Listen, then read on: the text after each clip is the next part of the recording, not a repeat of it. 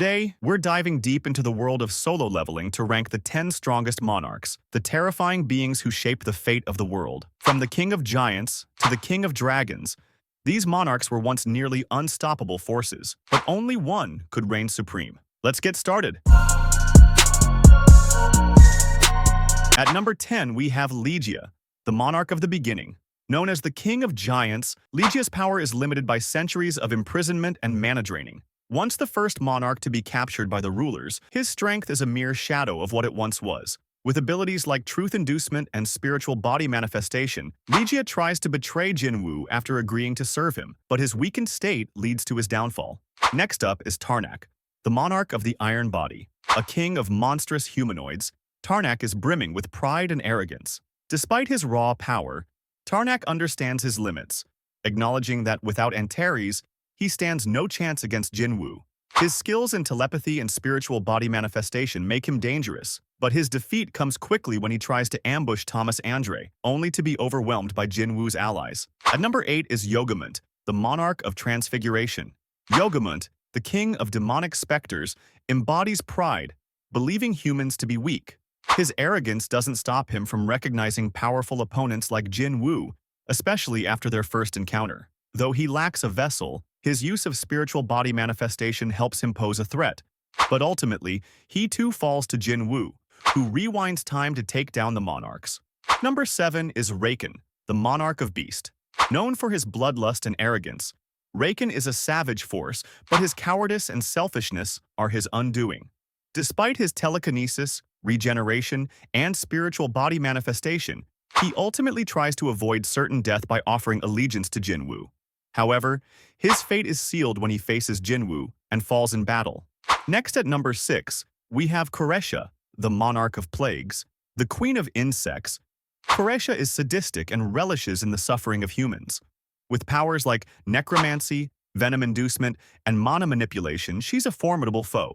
But underestimating Jin-Woo, she meets a swift end when he defeats her, marking one of the first major monarch deaths in the series. Number 5 is Hachwan, the Frost Monarch. A powerful monarch with ice-based abilities, Hachwan commands ice magic, sleep inducement, and spiritual body manifestation. He's a fearsome entity, but is hindered by his fear of confrontation and lack of conviction in battle. Despite his power, he becomes a victim of his own cowardice when he fails to consider the threat of Jin-Woo. At number 4 is Baran, the monarch of white flames. A king of demons, Baran's intimidating presence and his abilities, like Hell's Army and Lightning Breath, make him a serious threat. His true strength is hinted at when Jin-Woo faces a copy of Baran in the Demon Castle, implying the original Baran would be far more powerful. In the end, however, even the mighty Baran falls to Jin-Woo's overwhelming power. In the number 3 spot is Ashborn, the former monarch of shadows. Ashborn is one of the greatest powers in the series, feared by both the rulers and the monarchs. As the first Shadow Monarch, he possesses abilities like shadow preservation, shadow exchange, and ruler's authority. Though betrayed by his own kind, Ashborn's strength and potential were limitless, and his legacy lives on through Jin-Woo. Number 2 is Antares, the monarch of destruction and the king of dragons. The oldest and most powerful monarch, Antares revels in chaos and destruction. His abilities, including Dragon's Fear, Breath of Destruction, and telepathy, make him a terrifying force to be reckoned with. Antares is Jin-Woo's final challenge, and though he is nearly invincible, he ultimately falls to the combined forces of Jin-Woo and the rulers. And finally, at number 1 is Sung Jin-Woo, the current monarch of shadows. Once the weakest hunter, Jin-Woo's journey to power is nothing short of legendary. After absorbing Ashborn's powers, Jin-Woo surpasses even the greatest monarchs, including Antares.